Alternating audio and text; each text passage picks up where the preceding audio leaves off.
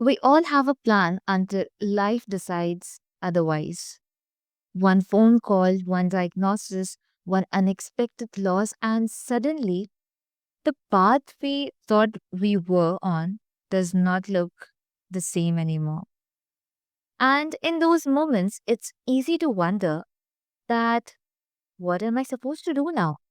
Where do I even begin? But maybe navigating unexpected challenges is not about having the perfect plan. Maybe it's about learning how to find your footing when the plan changes completely.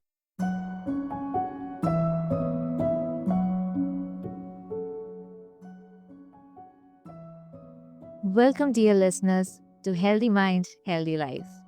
I am Swati, and this is a space where we talk about mental health in real terms. The experiences we all go through, the things we struggle with, and the ways we can learn to move through them. Today, we are talking about something none of us can really avoid, that is, life's unexpected challenges. Joining me today is Bill Derrick, a business leader, coach, author, and public speaker who has experienced firsthand what it means to adapt when life does not go according to plan. Bill, it's really great to have you with us. It's great to be here, Swati. I look forward to our conversation, and hopefully, your listeners will gain a few things from our conversation that'll help. Thank you so much for that, Bill. So let's start with something I think a lot of us hear when we are going through a difficult time. People often say that you just have to be strong, bounce back, and move forward. But is that actually helpful? Like, what do you think we misunderstand about resilience when we look at it as simply getting over something as quickly as possible? Yeah, another thing that people say, trying to be nice, they say, well, you'll look back at this someday, and it'll be the best thing that ever happened to you. Well, people did that to me when I was going through my storms, and I did not find that real helpful. Um, Resilience, getting through the storms. Um, Sometimes the best help from others is just to say, just to be a little empathy. I'm sorry you have to go through this. Um, Let me know if there's anything I can do to help. And, if you're that type, you can say, I'm going to pray for you. And, sometimes those things mean more when you're going through those unexpected challenges because in my case, and I think you kind of alluded to it, uh, I wasn't going to go through these types of storms. I mean, I was immune from these storms. So I thought until I wasn't. So by definition, these storms hit you really hard because you don't see them coming. They're not predicted. And all of a sudden, you're going, wow, what do I do? And, resilience, yes, being strong, but also understanding that this is something we all go through in life and we have to take it one step at a time. And, whether that's strength or whatever, to me, resilience is understanding we don't know what the total path is going to be as we go through the storm, but we can see far enough to take that first step, so to speak, and just take another step and just do a little bit each time. That's resilience. So, what I feel like is when something unexpected happens, it's not just the situation that changes. Sometimes our whole sense of stability changes with it. We start questioning our plans, our identity, even our sense of control. So, from your experience, what's actually happening beneath the surface when someone is going through that kind of disruption? Yeah. there's also a saying out there that if you want to make God laugh, tell him your plans. Because life, as you said in the introduction, life doesn't always go the way we plan on it going. Now, I'm not saying we shouldn't make plans, especially as a business leader. It's really important to make plans and to have that, that 1 and 3 year, 5 year, 10 year, strategic plan. That's important. But I think that you have to understand that things change. Now, when you go through these times, whether it's a business storm, or in my case, it was both a business storm and then a medical storm, uh, you will change and you will learn a lot about yourself. You will learn a lot about life. And I think it's important to understand that. Um, and I always I always state that when you go through those times, you will change. And the question is, will it be for the better?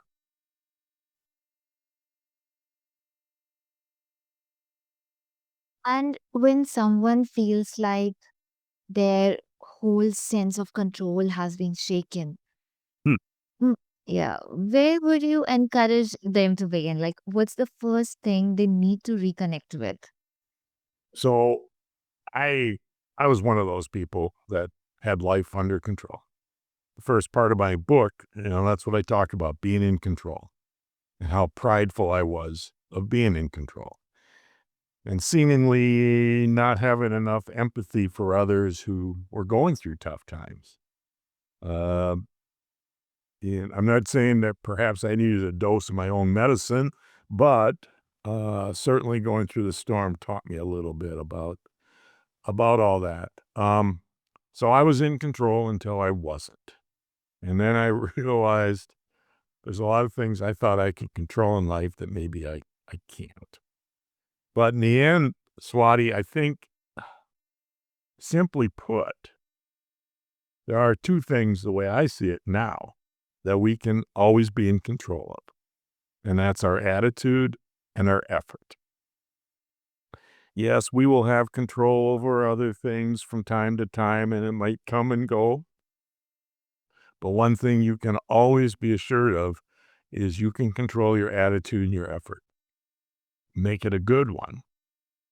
And getting through the storm, will it be easier? Maybe, maybe not.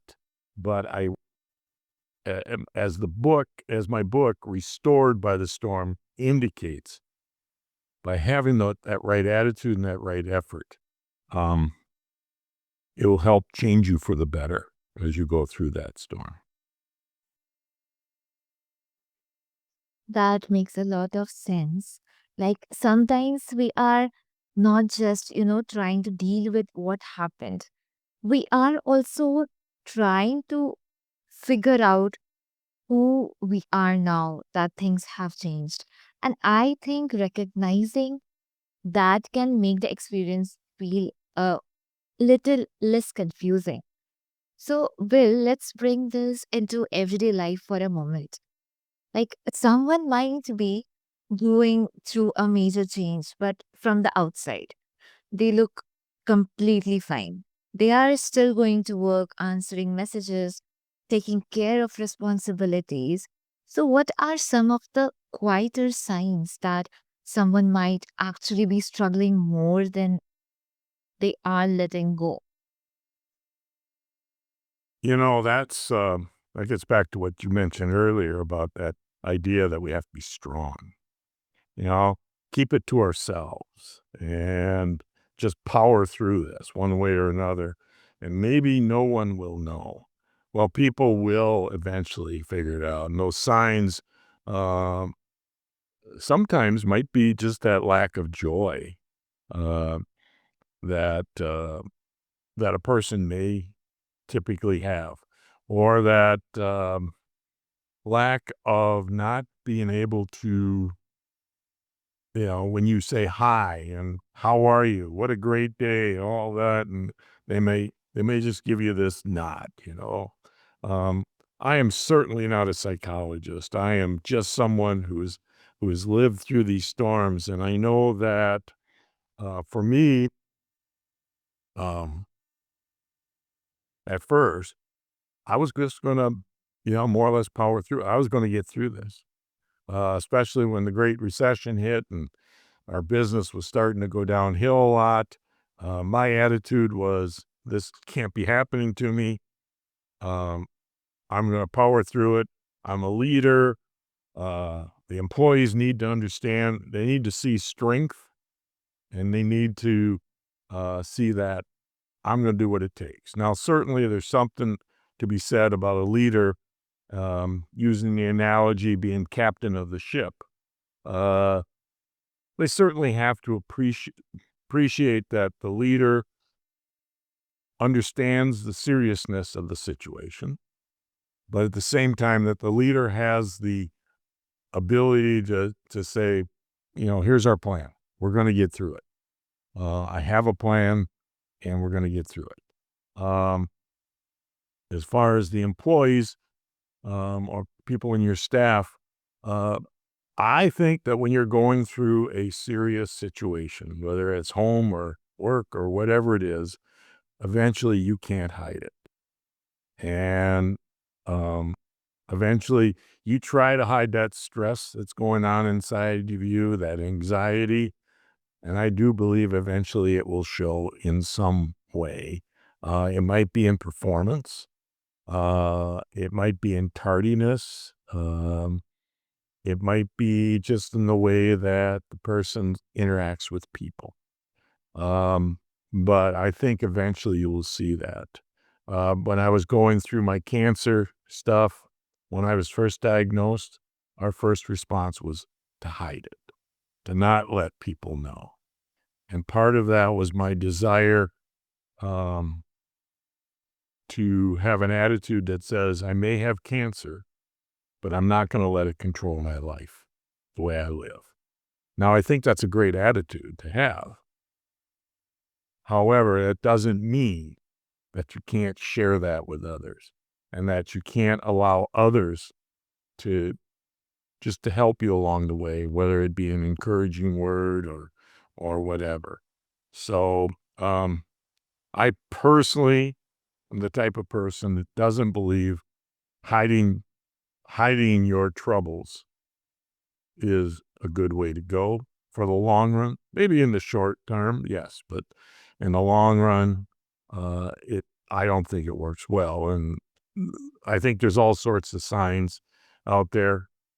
Um, if you're a personable person, a leader, and that's what the first storm taught me, to be more more people oriented, more a manager of people, be willing to stop by somebody's office and just say, "Hey, what you working on? How are things going? What'd you do this weekend? You know, what are your plans?" Things like that. Um, People will start to open up to you. And I know maybe that wasn't a direct answer to the question you asked, but I think that those are some good thoughts. Yeah, that was assuring.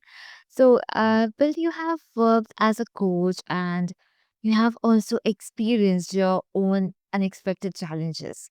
So, when someone is standing at that point where they know they need to move forward, but honestly don't know which direction to take, how do you help them figure out what comes next?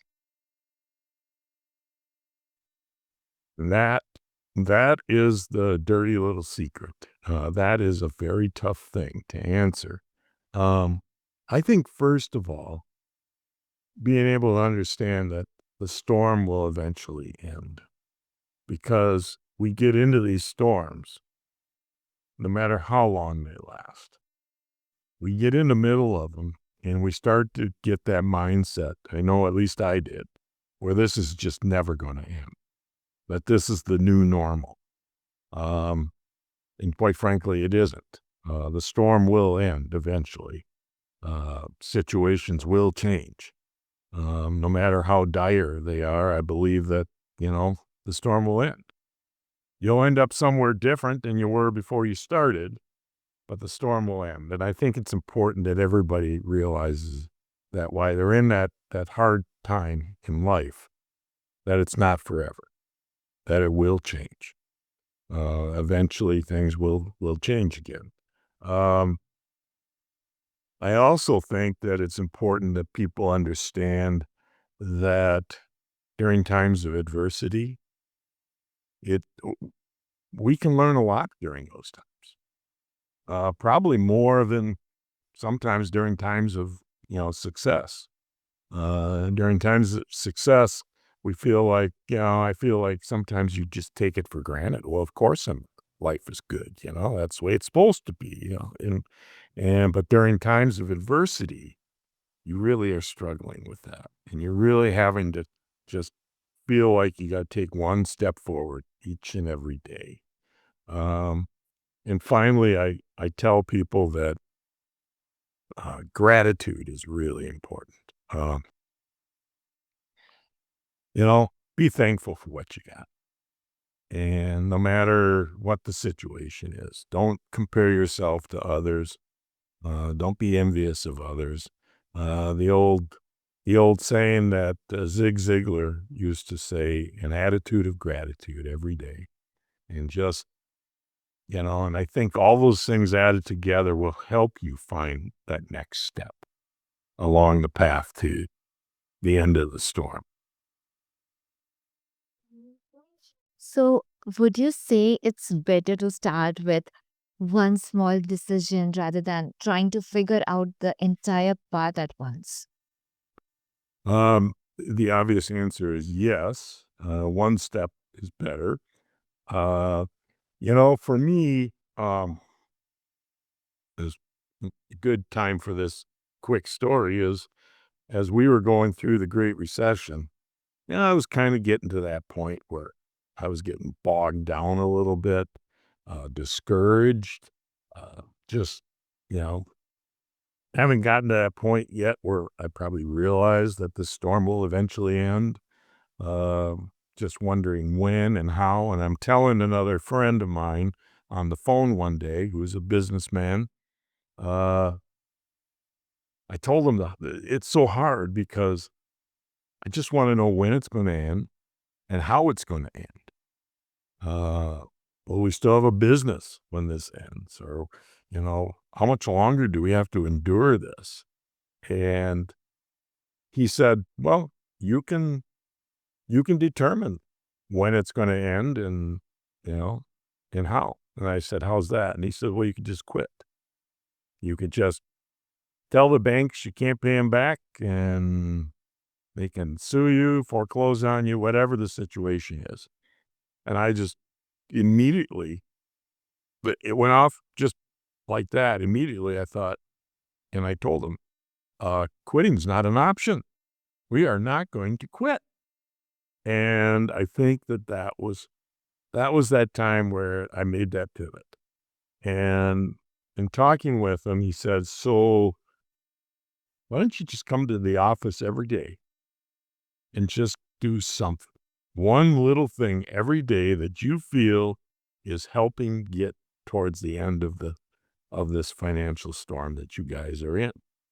And that was kind of the attitude I took at that time, Swati, was just that, getting back to what you asked, just that one small step every day. Or sometimes, guess what? I'd get a phone call from one of the bankers or something like that and saying, hey, we need to have a meeting. I got an idea how we can help get you through this. And just be willing to be open-minded to what may happen, tomorrow or today, for that matter. So yes, small step at a time. I really like that approach because it takes away some of the pressure to make the perfect decision. Sometimes clarity does not come before we act. Sometimes it comes because we take a step and learn from what happens. And then, Bill, there's the part nobody really prepares us for, and that is the setbacks. You might have a really good week and think, okay, I'm finally getting through this. And then suddenly something happens, and all those difficult feelings come rushing back. So, how do you help people understand those moments without feeling like they have lost all the progress they made so far? Hmm. Um, I'm not even sure how I can help myself sometimes during those times. However, I think that the old saying of 2 steps forward and 1 step back is really appropriate, and understand that that's the way it's gonna be. That's gonna be your new normal for the time being. As you're going from, you know, as I say that you're in that land in between. You're going from where you were to where you're gonna be. And during that time, you will take 2 steps forward. And then, as you said, all of a sudden next week, it's you go back. But at least you can look at that point and say, well, even though we took a step backwards, we're still further ahead than where we were a month ago. We're still making progress, even though last week we did not make progress. We went backwards. But it's, as you say, to try to tackle it all at one time is too much. For you're in a mindset at that point. You're in a tough situation, and to be making decisions that are of that great magnitude where I'm going to solve this overnight, you're not going to have the bandwidth, so to speak, to be able to do that. And I think you just have to be willing to say, no, we're going to take a step forward and see what happens. And maybe we have to take a pause and then another step forward, and then take a pause and then another step forward. Oh, we just go back. And, um, but as a leader, I think it's important, when we're talking about business and financial stuff and the mindsets that leaders have. I went into that time during the Great Recession where I had all the answers. I I just figured that's what good leaders do. They have all the answers. What I learned was good leaders don't have all the answers, and that's okay. Good leaders have to learn to listen to others, whether it's their own staff, whether it's people on the outside, other leaders. You have to be willing to take help where help comes from, and not have the attitude of, "No, I got this. People are depending on me. I'm the leader. I'm going to solve this." You have to learn that you can't solve everything. You do need help, and you need to listen to others. Think that's something we can all take comfort in. Having a setback does not erase the progress we have made. We can have a difficult moment and still be moving forward. Navigating life's unexpected challenges is not about, knowing exactly what to do. Sometimes it's simply about trusting yourself enough to take the next step, even when you can't see the whole path. So, Will, thank you so much for being here and for sharing your perspective with us today. And if listeners want to continue learning from you or connect with your work, where can they find you? Well, first of all, my my book, Restored by the Storm: Navigating Through Life's Unexpected Challenges, is available wherever books are sold. Um, it was published by a New York publisher, so it's well distributed. Just Google it, Restored by the Storm, and you'll find it. If they want to connect with me, which, that would be great, I have a website, BillDerrick.com, and you can go on there and connect with me through that.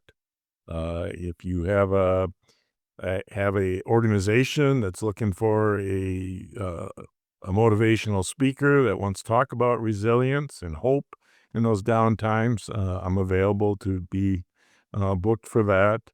Um, or whatever else you might have on your mind. Go to my website, BillDerrick.com. Thank you once again, Bill.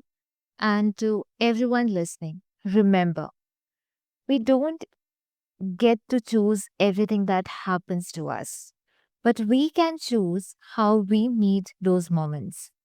You don't have to have everything figured out.